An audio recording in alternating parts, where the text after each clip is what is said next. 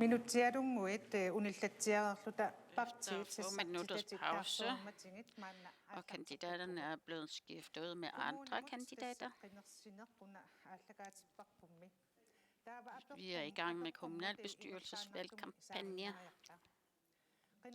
Vi går videre til næste spørgsmål. Nuno Christensen fra Qasigiannguit har et spørgsmål til jer, der står frem som kandidater. Det er i forhold til ældreområdet.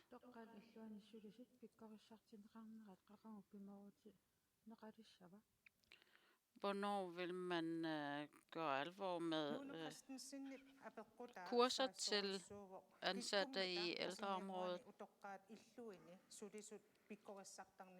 I Qasigiannguit er der personale i alderdomshjemmene. Hvem vil arbejde for, at der bliver foretaget nogle kurser? Inuit Ataqatigiit har markeret sig først. Ja, de ældre har arbejdet for os i rigtig, rigtig mange år. Derfor er det også utrolig vigtigt, at de har en sund alderdom. Det vil vi fra Inuit Ataqatigiit arbejde for. I forhold til alderdomshjem og de ansatte og deres kurser er blevet påbegyndt her i Kommuneqeqerta, der ligger i samarbejde med SBS i Ilulissat. Jeg ved, at der bliver holdt kurser, fordi der har en høj anciennitet. Nu efterlyser personalet i alderdomshjemmene i Qasigiannguit, der ikke får kurser. Hvordan kan det være? Ja, når noget nyt bliver startet, så skal man også starte et eller andet sted hen, og det vil selvfølgelig dryppe videre til de andre byer i kommunen. Men det er utrolig ønskeligt, at de kurser bliver holdt løbende, men vi er jo godt klar over, at vi er i en coronatid, og rejserne er restriktivt.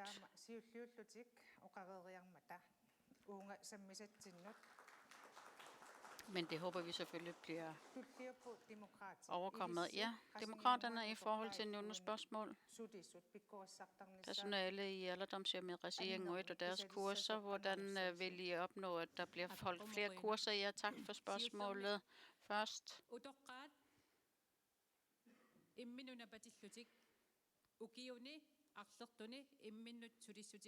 De ældre har opretholdt sig selv i mange år, så vi vil selvfølgelig meget gerne være med til, at de får en god alderdom, en tryg alderdom. Først vil jeg komme ind på personalet er slet ikke tilstrækkeligt inden for alderdomshjemmet. Det er et fakta, det er korrekt. Ved demokraterne mener vi, at der skal etableres kurser i forhold til uddannede og ikke uddannede og menneskelige ressourcer, uanset om det er Qasigiannguit eller andre områder, så det vil vi arbejde for, at det bliver gennemført. Det vil vi sikre, garantere, hvordan.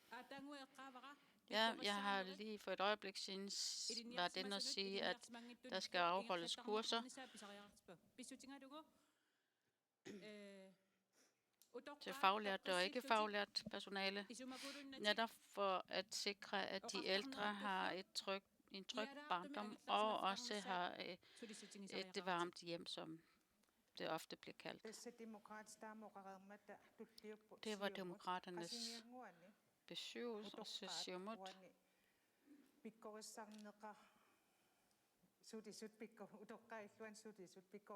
Personale i alderdomshjemmene i Qasigiannguit, og hvis de ældre skal plejes mere omsorgsfuldt, hvad vil I gøre for at forbedre de områder?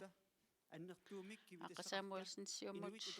Vi er godt klar over, at omsorgsområdet er et område, der skal løftes også i forhold til ældreområdet.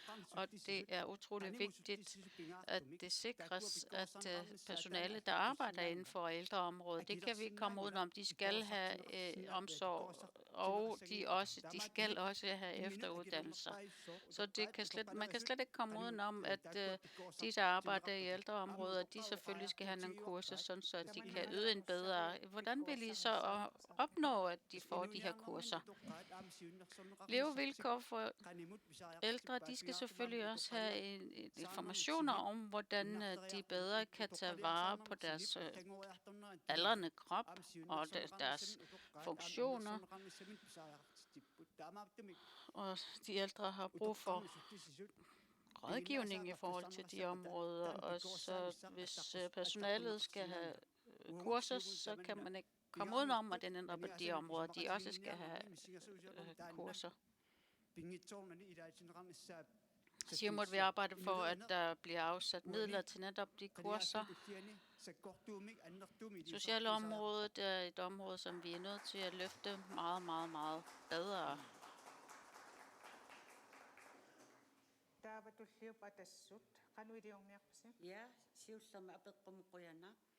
Og der synes jeg først tak for spørgsmålet. Vores ærede ældre skal alle selvfølgelig have en god service.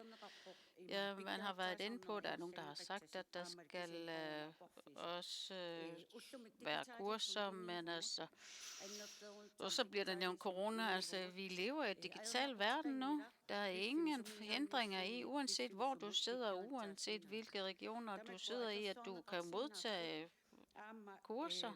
Det kan man sagtens udnytte og benytte meget bedre. Lad os benytte os af de, der har mere erfaring og måske også er gode til at have noget viden inden for deres arbejdsområde. Lad os udveksle den her viden og benytte os af hinandens styrker og evner. Og på den måde kan kommunen også gøres mere velfungerende, og i forhold til bygderne, når der nu er tale om ældre hjem eller alderdomshjem. Altså hvad så med bygderne? De har ikke alderdomshjem, så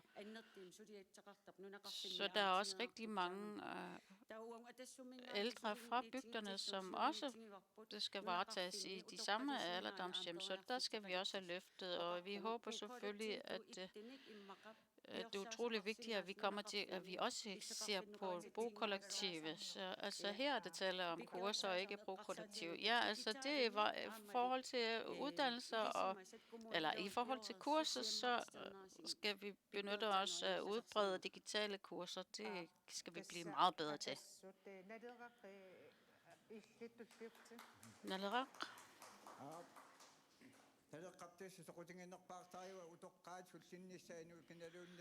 Naleraks største interesser er, at det selvfølgelig skal være en selvfølge, at vi skal hjælpe de ældre, og hvis det er, at vi skal hjælpe andre mennesker, skal vi selvfølgelig også hjælpe hinanden, og vi skal have mennesker i centrum, og hvis det er, at man gerne vil bibeholde en arbejdskraft, så er vi også nødt til at yde nogle uddannelser eller nogle kurser, og det er utroligt vigtigt, at vi alle sammen godt bevidste om, uanset om vi er ældre eller ikke ældre, så er der nogle arbejdsopgaver, som skal løftes, så hvis det er, at man har nogle ledere, og hvis vi skal hjælpe de her, der står i spidsen, så er vi også nødt til at kigge på og vejlede dem i og fortælle dem, hvad det er, vi skal benytte, og hvordan er det, vi gerne vil benytte ufaglærte, sådan så de også kan arbejde inden for ældreområdet. Lad os samarbejde om det. Så kort kan jeg sige det.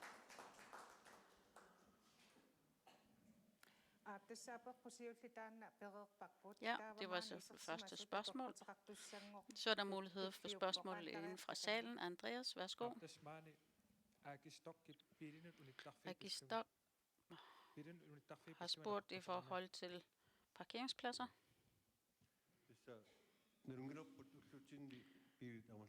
Vi er godt klar over, at der er flere og flere biler i vores land og i vores områder, og vi har brug for parkeringspladser. Flere parkeringspladser. For eksempel parkeringspladser ved butikkerne, og desværre også for en kommune. Hvem vil arbejde for flere parkeringspladser? Tak.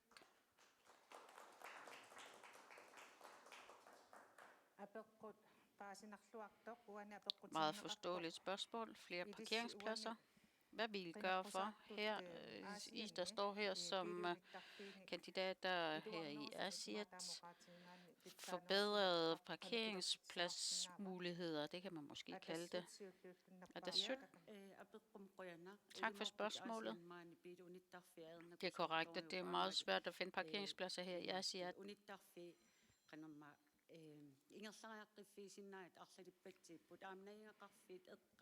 Det kan man også sige omkring beboelsesområder. Det er dårlige parkeringsmuligheder og løsninger. Det er på baggrund af byplanlægningen, at det er, som det er i dag. Vi vil selvfølgelig fra DASUT arbejde for, at alle områder og bosteder har mere ansvarlige og bedre infrastruktur. Tak.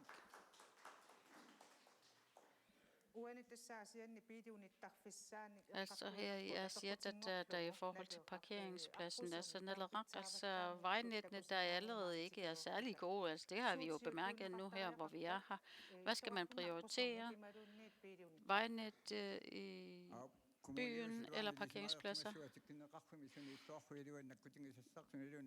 Alle, der arbejder inden for teknisk afdeling i kommunen, må være klar over, hvad det er for nogle områder, man skal være overvågende, og man skal være opmærksom på, og Naleraq vil selvfølgelig meget gerne være med til at gøre det mere synligt, at man prioriterer i forhold til borgerne og behov, og hvordan. Altså, der er kontrolinstanser i kommunen. Jeg vil meget gerne medgive, at som der også blev sagt tidligere, hvis ikke vi tager og har nogle kurser, så bliver vi heller ikke bedre til de forskellige områder. Det er det samme her. Siumut, samme spørgsmål. Hvordan vil I opnå bedre parkeringspladser? Værsgo. Siumut. Tak. Tak.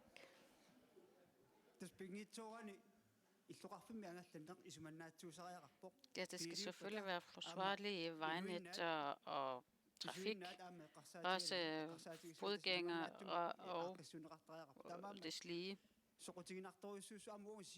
Det skal være sådan. Det mener vi selvfølgelig er utrolig vigtigt også i Siumut. I forhold til erhvervslivet er der også taxachauffører, der er også lastbilchauffører. Der skal vi have en dialog. Hvad er det, der er brug for og skal forbedres i byen eller i bygderne, og dermed får man også interessenter med ind over en bedre planlægning i forhold til de forbedringer, der er brug for. Ja, det kan medtages i kommuneplanen for fremtiden og med en langsigtet løsninger. Det kan man ikke undgå og undvære netop, og derfor vil vi fra Siumut være med til at løbende forbedre og forny kommuneplanlægningen. Jeg mener også i forhold til vejnet og etablering, at der er nogle arealtildelinger, hvor de er bevaringsværdige. De områder kunne man måske også tilpasset den moderne tid, vi lever i, og det må vi tage stilling til i kommunalbestyrelsen. Det vil vi fra Siumut være med til at stile hen imod. Ja, lige her og nu, det taler vi om parkeringspladser.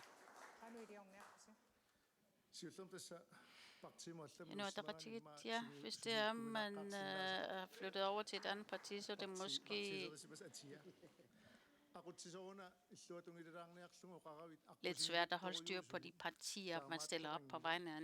Altså, jeg vil gerne lige komme med en korrektion til vælgermødelederen her i aften.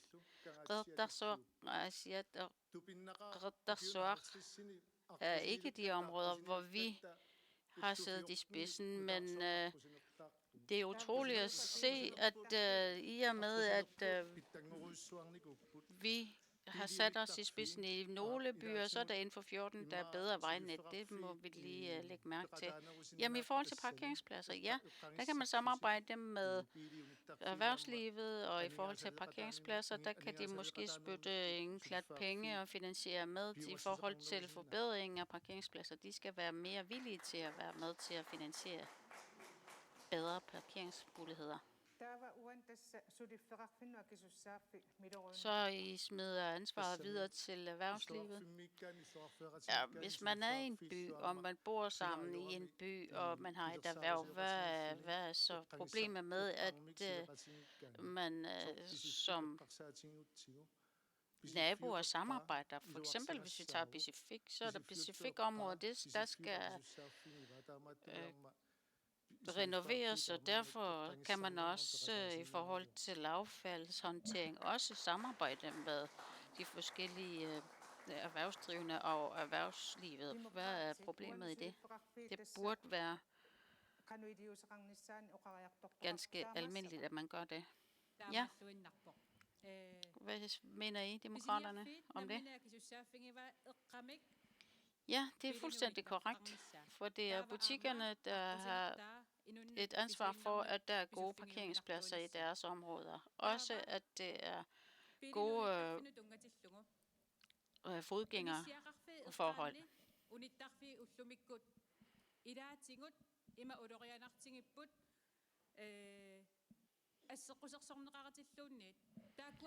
Der er så faktisk parkeringsforhold i dag, hvor det faktisk er farligt for gående. Det er et område som for eksempel butiksområderne, hvor det er butikken selv, der skal have ansvaret for at rette op på de forhold. Private parkeringspladser med mere og beboelser, det er kommunens ansvar. Tak.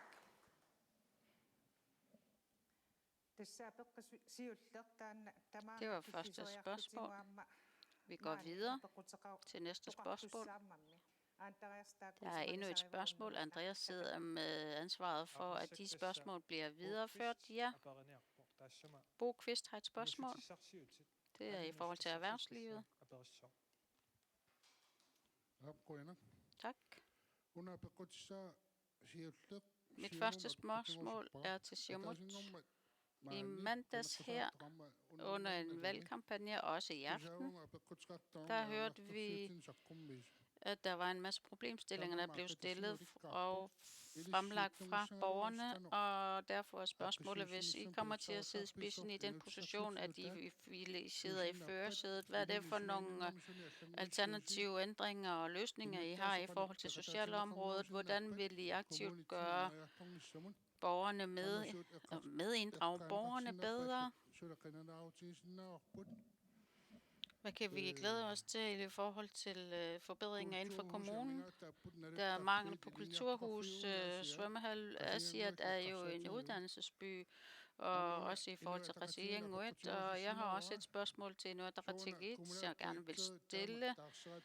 Hvorfor er der så mange udskiftninger af kommunaldirektøren? I løbet af 4 år har der været 4 kommunaldirektører, der skifter ud. Og hvad har det af konsekvenser for kommunens kasse?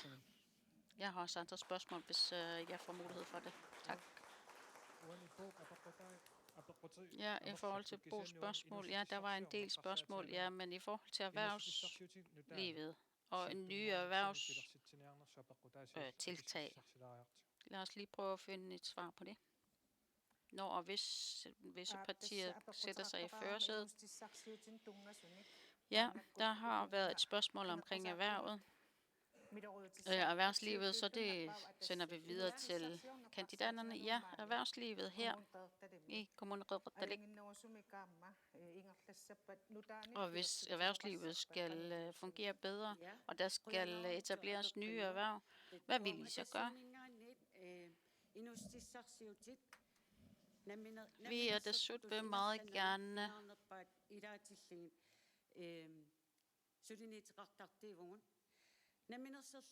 her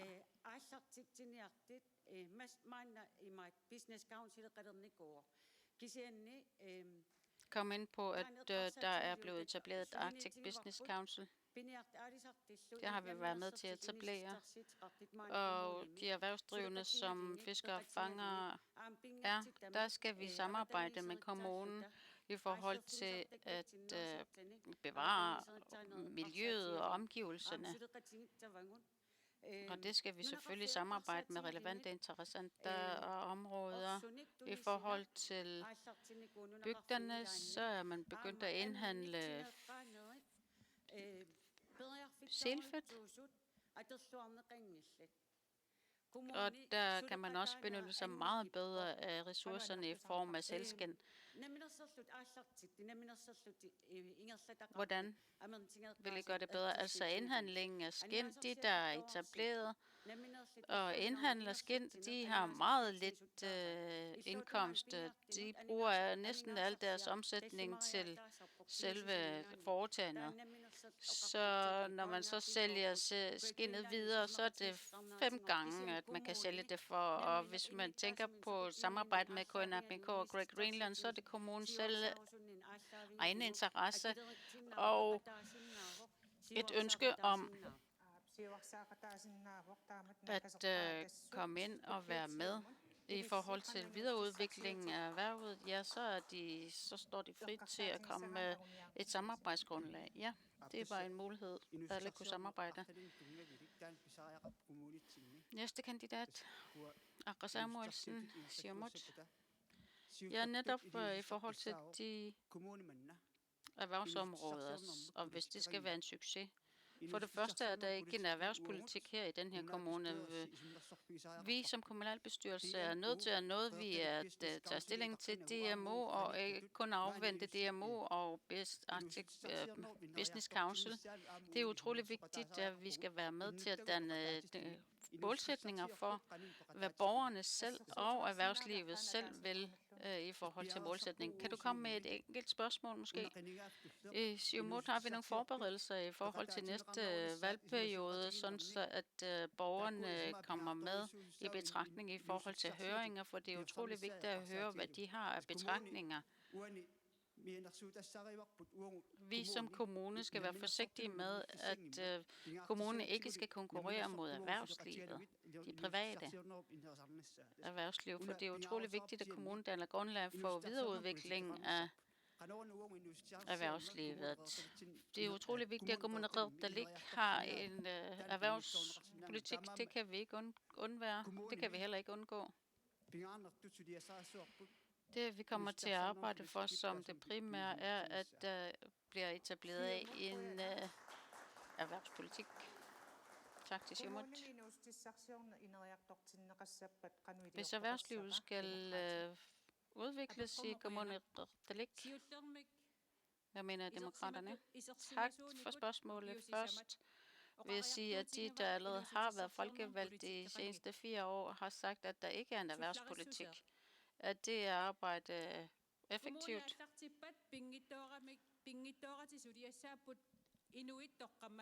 Når kommunen starter, så er det utrolig vigtigt, at der dannes grundlag for de menneskelige værdier. Vi skal tage hver enkelt arbejdsområde inden for de menneskelige værdier og bearbejde det og gøre det bedre. For det første er der i det røde partiers navn for meget lid til, at det er de offentlige, der skal påbegynde for eksempel et erhverv. Det er slet ikke nok. I andre lande er der private og erhvervsdrivende, der danner rigtig gode muligheder for at vise deres områder ud til resten af verden. Ja, det er det, vi skal gøre, og ikke kun sætte os lid til kommunen. Jamen, noget håndgribeligt eksempel? Et håndgribeligt eksempel, hvis det er, så kan man benytte sig af Business Council og andre, der kan rådgive. De skal samarbejde med de spirende erhvervsdrivende og videreudvikle det. Ja, udvikling inden for erhvervet. Hvordan vil I videre arbejde videre med det område. Hvad er jeres tanker? Ja, det er godt, at du kommer ind på udvikling. Det er ikke blot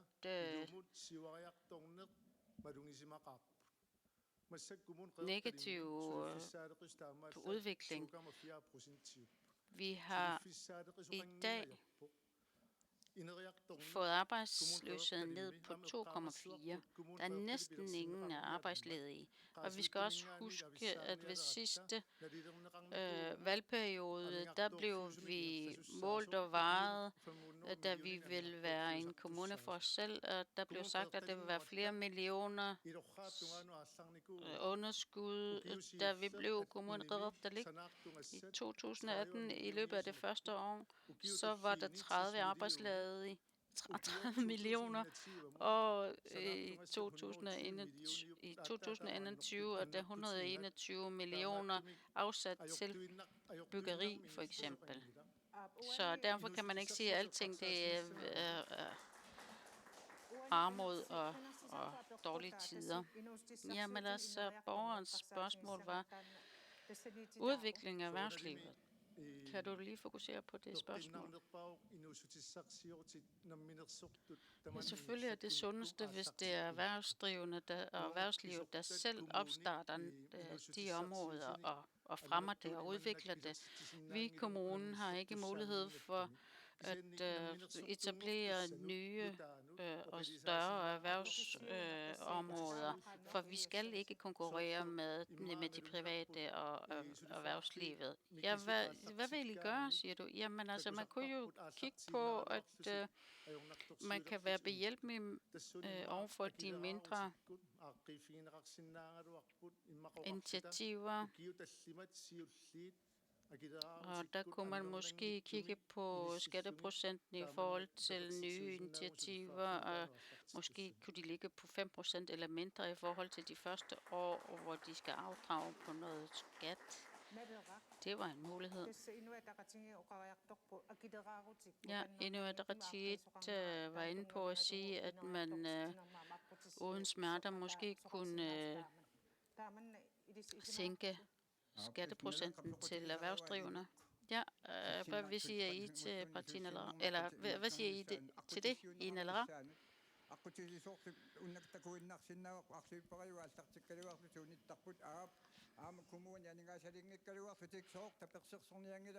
Det er utroligt at se, at der er så mange, der opstarter en virksomhed og ikke kan overleve.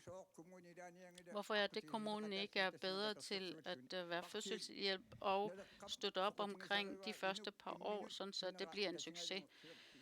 Naleraq vil arbejde for, at det er mennesket, man tager udgangspunkt i. Ja, hvordan vil I gøre det? Ja, jeg vil sige, at hvis jeg kom ind i kommunalbestyrelsen og blev valgt ind, så vil jeg være med til at etablere, at der kommer noget rådgivning og konsulent i forhold til etablering af nye virksomheder. Det er min store interesse.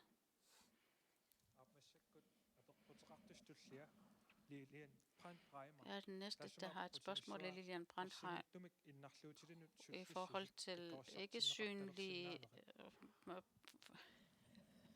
personale til personer med ikke-synlige handicap.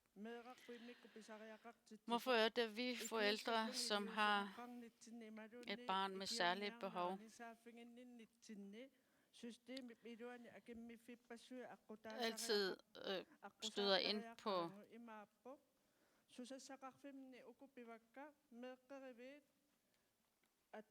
forhindringer i forhold til folkeskolen, børneinstitutioner, klubber.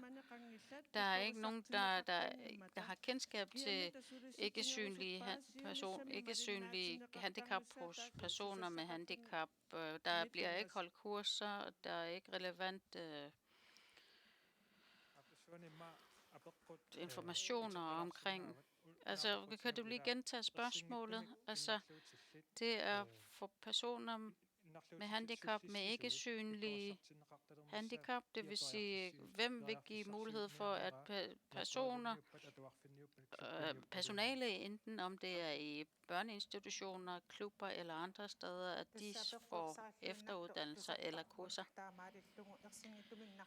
Ja. I forhold til personer med handicap med usynlig handicap, hvem vil arbejde for, at personale i klubber og andre væresteder skal have kurser?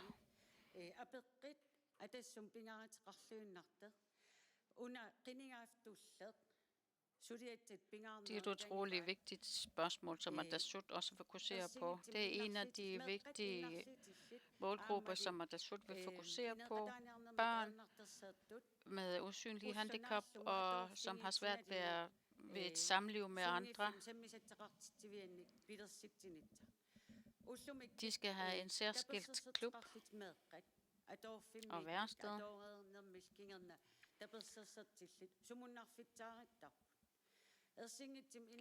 For de elever med støttepersoner, de har ikke mulighed for at have et værested i deres egen gruppe. Altså for eksempel autister, de har brug for, at der er nogle faste rammer for, at deres hverdag kan fungere. Og derudover det, så er der også forældre, der kæmper med at blive sendt rundt i systemet. Der er rigtig mange, der har været ude og ytre, at det er netop de områder, som er en udfordring for forældre med børn med usynlige handicap, eller ikke synlige.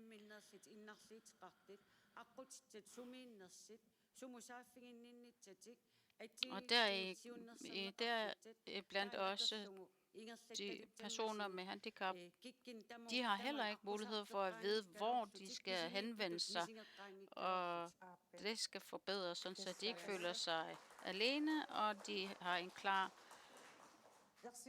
idé om, hvor de skal henvende sig, hvis de har nogle ting, de bokser med. Så hvis de områder skal forbedres, og mere tilgængelige, let tilgængelige klubber og væresteder. Hvad vil demokraterne gøre for det? Tak. Først skal vi være rigtig opmærksom på, at vi i kommunen, at der er plads til alle borgere, uanset deres baggrund. I forhold til spørgsmålet, handicappede personer, også med ikke synlige handicap, personer med handicap.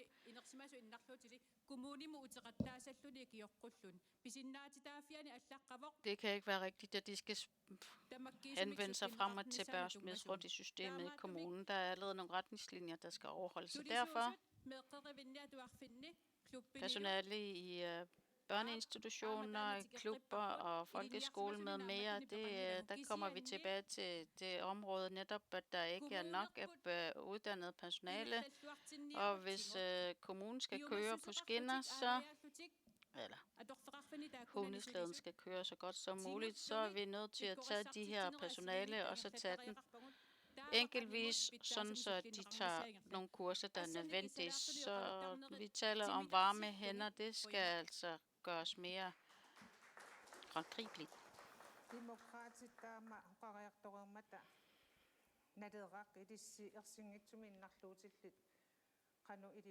Naderak? Samme spørgsmål.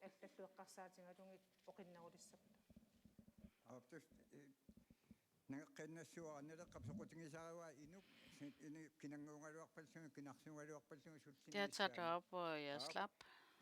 Naderak vil meget gerne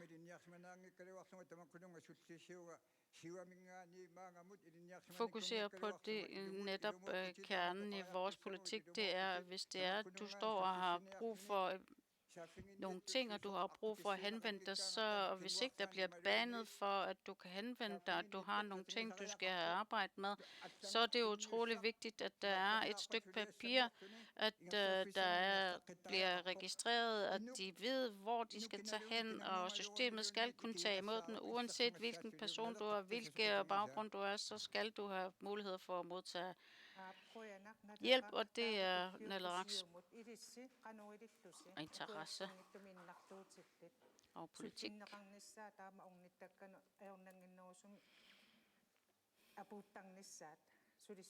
Samme spørgsmål.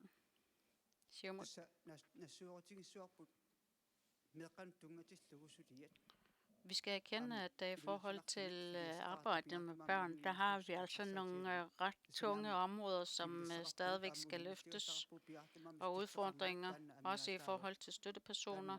Der er stor mangel på personale til støttepersoner. I forhold til støttepersoner, og også i forhold til, hvordan de skal afholde kurser. Også i forhold til MIO og deres arbejde, så er der jo også nogle efterslæb i kommunereddalik. Det skal der tages vare om. Vi mener i Siumut, at vi skal være opmærksom på det. Hvordan skal I være opmærksom på det? Ja, det skal tilrettelægges, så det hænger sammen. Rådgivning for personer med handicappede og børn, der har psykiske handicap. Også i forhold til fritidsaktiviteter. De har så ikke deres særskilte væresteder, og det skal gøres bedre. Og så i forhold til rekreative muligheder, også i bygderne, så er det utrolig vigtigt, at de også forbedres.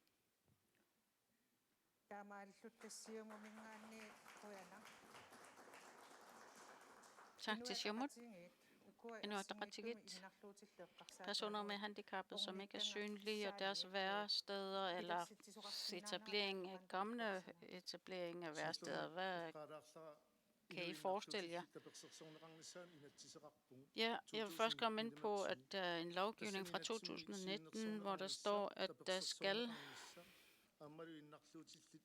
være støtte og opbakning til personer med handicap. Og det er måske os som politikere eller som borgere skal være bedre til at vide, hvad det er for nogle rettigheder, der også står i lovgivningen. Og i forhold til at uddanne personale i netop de områder, så er de registreret heldigvis, således at vi også bedre kan se og have et oversigt over, hvilke kurser der vil være mest hensigtsmæssige.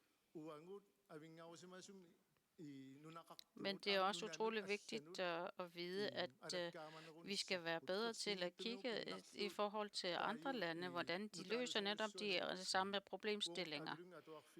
Vi i Adulunge og Dorfia har allerede nogle erfaringer.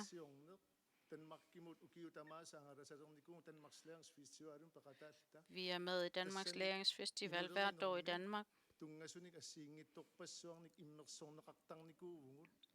Det har vi indført, og der har vi noget sparring, og der har vi nogle vidensudveksling. Altså, så i forhold til væresteder, hvad vil I gøre?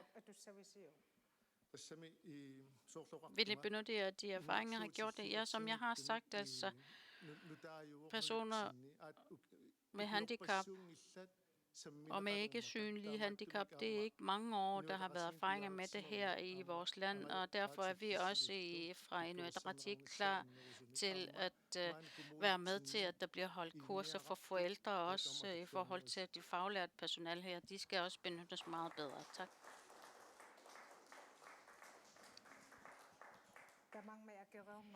Alle har haft mulighed for at svare. Der er flere spørgsmål, vi skal nå. Der er rigtig mange spørgsmål. Der er også spørgsmål uden for denne her by. I forhold til spørgsmålet, så skal vi se et klip mere i Reddalik, og der er en af de største bygder fra Niarumnarsuk, Petrina Joelsen, i forhold til fastholdelse af lærere.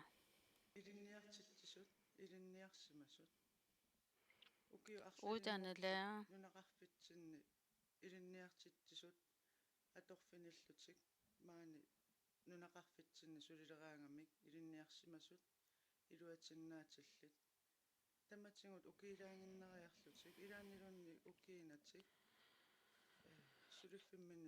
De faglærte lærere, inden for de seneste par år, så er det kæmpe udfordring, især når du er en borger med børn, der går i folkeskolen, så er det meget ærgerligt, at de faglærte lærere, de ikke bosætter sig i længere tid, og det kan man sige, at det har været et mønster, vi har set de sidste 10 år, kan vi lige så godt sige, at faglærte lærere, de ikke overvintrer. Indimellem så er de i bygden måske 1 år højst, eller mindre. Hvem vil arbejde for, at den udvikling, den vendes til det bedre? Petrine Joelsen fra Njaromnarsuk er bekymret for, som forældre med børn i folkeskolen, at de faglærte lærere, de blot er kort ophold i bygden og flytter væk igen. Og spørgsmålet er der nogen blandt kandidaterne, der har en plan for, hvordan det kan gøres bedre? Ja, og det er sødt. Tak, Petrine, fordi du fremkom med et spørgsmål, der også vedrører vores bygd. Personale og fastholdelse af personale i folkeskolen, så det kan vi se, at mangel på en personalpolitik i vores kommune.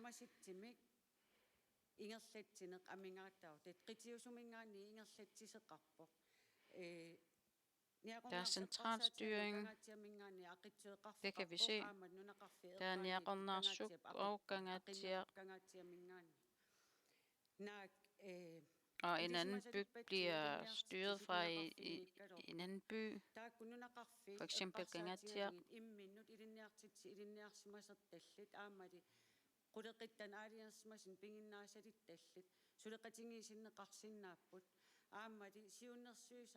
Uanset hvor styringen er fra central side, så er vi nødt til at forbedre de forhold, der er med fagkonsulenter. Der for eksempel kan man benytte sig af de fagkonsulenter. De kan jo have en sparring med de andre fagpersonale. Jamen altså, det kan man benytte sig af, mener du, til de andre områder, arbejdsområder? Ja, det kan man sagtens benytte sig af. I bygderne er det meget svært at finde henvendelser. Og hvis det er, man kan finde henvendelsesmuligheder, så kan man samarbejde også i de forskellige bygder i forhold til henvendelser. Man kan jo tage et eksempel, at selvom bygderne ikke står tæt og klods op af hinanden, kan man jo samarbejde på tværs af grænserne. Vi lever jo i en digital verden nu om dagen, og der kan man måske også undervise online.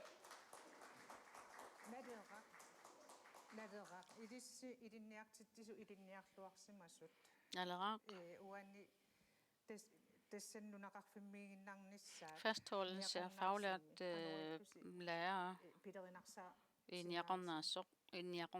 Hvad vil I gøre for at gøre det mere attraktivt at fastholde dem over længere tid? Jamen altså, hvis vi kan gøre det mere attraktivt, om du er faglært personale, lærer eller andre anden personale, så er det utrolig vigtigt, at der er et samarbejde, at man har tillid til hinanden, at hvis man arbejder med tillid imellem hinanden, så begynder arbejdet også at blive lettere, og der vil også udviklingen blive lettere, og det skal vi være meget mere opmærksom på fra kommunen, og det skal vi være bedre til at skele til. Vi kan lige så godt sige, at vi i bygderne, vi skal være bedre til at tale sammen, have en dialog, så kan vi gøre hvad som helst.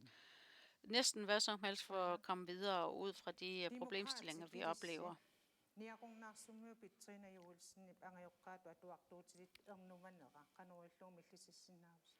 Demokraterne samme spørgsmål.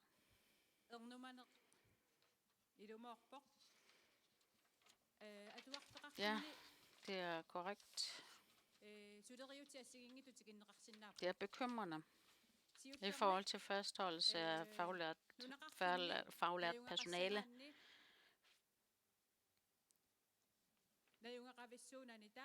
Hvis det er, at man skal bo i en bygd uden at være fast beboer, så er det utrolig vigtigt, at der også er gode boligforhold for udefrakommende arbejdskraft.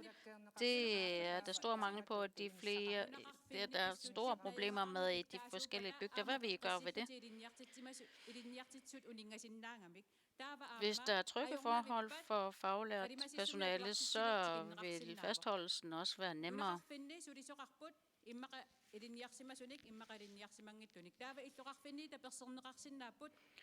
Hvis der er personale, der enten er faglært eller ikke faglært, så kan vi benytte os af, at de forskellige byer kan være bedre til at støtte op omkring deres arbejde.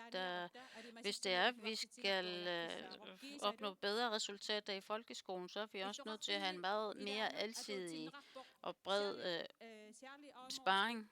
Der er særlige åremårsvilkår, som vi siger, Arsuk. Ja, altså i forhold til det, så er det utrolig vigtigt, at vi har et samarbejde. Hvis det er, at vi skal fastholde faglært personale, så er vi også nødt til at have en overenskomst eller en aftale.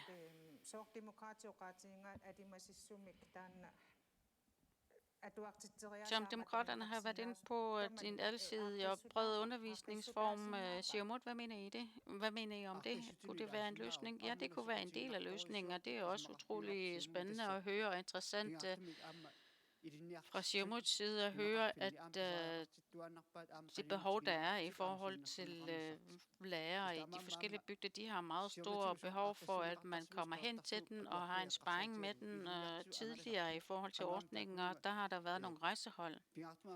Det er utrolig vigtigt, især hvis der er tale om timelærer i de forskellige bygder, som underviser, så er det utrolig vigtigt, at man kommer tæt ind på deres liv og deres arbejdsområde, og der er ingen tvivl om, at de rejsehold selvfølgelig også har nogle redskaber, som de kan dele ud af.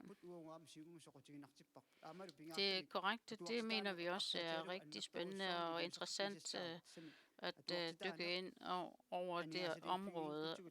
Men vi er også godt klar over, at hvis ikke der er en finansiering, så kan det ikke lykkes. Hvis der er flere midler til folkeskolen, og hvis vi bruger flere midler til folkeskolen, så vil det smitte af på kvaliteten af undervisningen i folkeskolen. Og derfor mener vi fra Siumut, at socialområdet og skoleområdet skal splittes ad. Jamen, vi taler om fastholdelse af faglært personale i bygderne i forhold til lærere. Inuit Ataqatigiit, de må der have nogle planer for, hvordan der er jo rigtig mange. Der er jo også en del bygder i Kommunerredalik. Ja, lige 2 sekunder først. Der har kun været 2 kommunaldirektører, og ikke 4.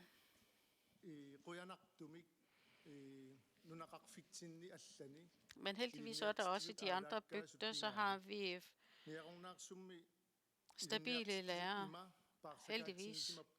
Og hvis det er, at der har været så stor udskiftning af folkeskolelærer inde i Aromnarsuk, så er der et eller andet, der er galt. Jamen, så må vi jo kigge på, hvad det er. Vi må kigge på, hvad det er for nogle forhold, hvad vi gør ved det. Jamen, altså, vi må ind og med en lup og kigge på i forhold til Njaromnarsuk, hvad det er, der har gjort, at de tidligere forhold, de tidligere situationer er, at man faktisk havde fastholdelse af ansatte igennem længere tid. Og hvordan vil I så gøre noget ved det? Altså, der må man jo gå ind og snakke med fagforeningen og kigge på, hvad det er for nogle ting, der skal rettes op på. Vi er jo også nødt til at kigge på, at den her nærhed, den kommer til at mangle, fordi hvis vi skal til at være så moderne, at der kun er online undervisning, så er der altså også nogle ting, der går glip. Men altså, vi vil meget gerne kigge på, hvordan vi kan gøre det mere nært og mere relevant og fastholde faglært personale i folkeskolen. Ja, tiden flyver afsted. Vi er allerede snart færdige med anden runde. Om 10 minutter, så er vi tilbage med et sæt nye kandidater.